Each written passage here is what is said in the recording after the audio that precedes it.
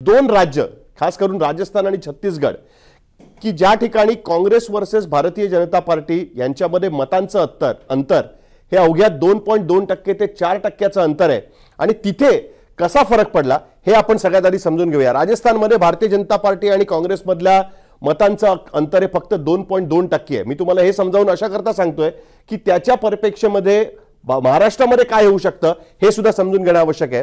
2018च्या तुलनेमध्ये जर आपण विचार केला तर भारतीय जनता पार्टीची अवघी 2.8% मतं ही राजस्थानमध्ये वाढली आहेत। त्या तुलनेमध्ये त्यांच्या सीट्स मोठ्या प्रमाणात वाढलेल्या आहेत आणि भारतीय जनता पार्टीला फायदा कुठे झालाय?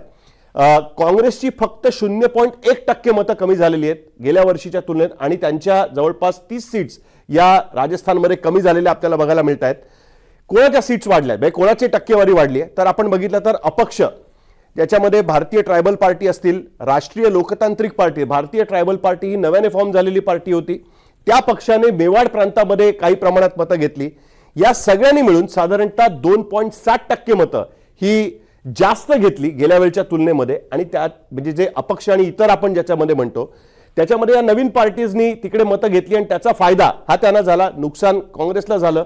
भारतीय जनता पार्टीची मतं त्याच्यामध्ये कुठून वाढली आहेत तर सीपीएमची 1.2% मतं कमी झाली।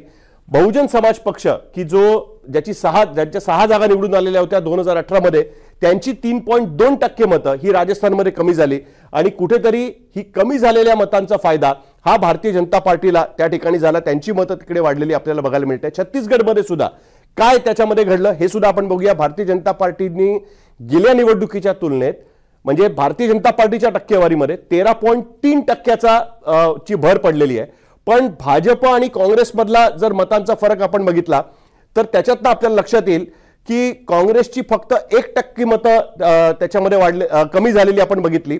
जनता काँग्रेस नावाचा तिकडचा जो पक्ष आहे त्यांची 7.8% म्हणजे त्या 13% जी मतं भारतीय जनता पार्टीची वाढली त्याच्यामध्ये कोणाकोणाची मतं होती तर काँग्रेसची 1% मतं होती फक्त, पण जनता काँग्रेस सारखा जो छोटा पक्ष होता अमित जोगी यांचा त्यांची 7.8% मतं ही भारतीय जनता पार्टीकडे वळली आणि बहुजन समाज पक्षाची 1.8% मतं ही सुद्धा कमी झालेली आपल्याला त्याच्यामध्ये बघायला मिळत आहेत। छत्तीसगडमध्येच ज्या छोट्या पार्टीज बनलेल्या होत्या, गोंडवाना गणतंत्र पार्टी असेल किंवा अरविंद नेताम हे जे काँग्रेसचे नेते होते त्यांनी एक पार्टी त्या ठिकाणी बनवलेली होती हमारा राज पार्टी आणि इतर छोटे छोटे पक्ष आहेत त्यांनी जवळपास 6% मतं ही छत्तीसगडमध्ये घेतली आणि त्याचं नुकसान हे कुठेतरी काँग्रेसला त्याच्यामध्ये झालं। काँग्रेसची 1% मतच फक्त कमी झालेली आहेत, पण सीट्स ज्या आहेत त्या काँग्रेसच्या कमी झाल्या। 6% मतं या पक्षांनी घेतली कारण हे जे पक्ष आहेत ते काँग्रेसची जिथे काँग्रेसचा स्ट्रॉंग होल्ड आहे अशा आदिवासी मतांमध्ये या पक्षांनी काँग्रेसची मतं खाल्ली आणि त्याचा थेट फायदा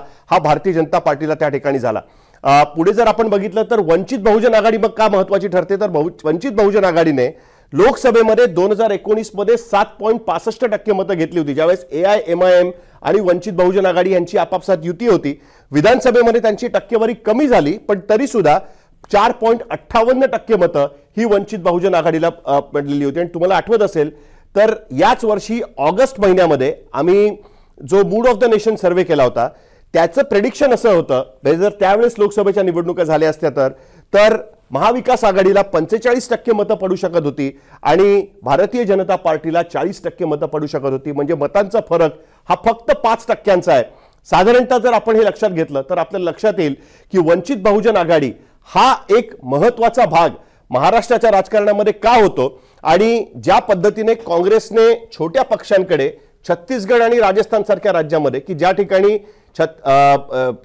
काँग्रेस आणि भारतीय जनता पार्टीमध्ये मतांचा फरक कमी होता आणि तिथे छोट्या पक्षांनी काँग्रेसचा जिथे प्रभाव आहे अशा ठिकाणी काँग्रेसची मतं घेतल्यामुळे भारतीय जनता पार्टीने छोट्या रिजनल पक्षांची काही मतं आपल्याकडे वळवल्यामुळे त्याचं नुकसान सीट शेअरमध्ये मोठ्या प्रमाणात झालं आणि भारतीय जनता पार्टीला त्याचा फायदा झाला। या पार्श्वभूमीवर जर आपण बघितलं तर निवडणुकीमध्ये साम दाम दंडभेदचा वापर केला जातो। जर निवडणुकीच्या राजकारणात भारतीय जनता पार्टीने ज्या सफलतेने भेद या गोष्टीचा वापर केला म्हणजे मतांमधली फूट हे कुठलाही राजकीय पक्ष करण्याचा प्रयत्न करत असतो, त्याच्यात चूक की बरोबर हा मुद्दा नाहीये, पण ह्याला स्मार्ट पॉलिटिक्स जर आपण बघितलं तर तिथे भारतीय जनता पार्टी सरस ठरली। त्या पॉलिटिक्समध्ये महाविकास आघाडी मागे ठरणार का हा मुद्दा त्याच्यामध्ये महत्त्वाचा राहतो।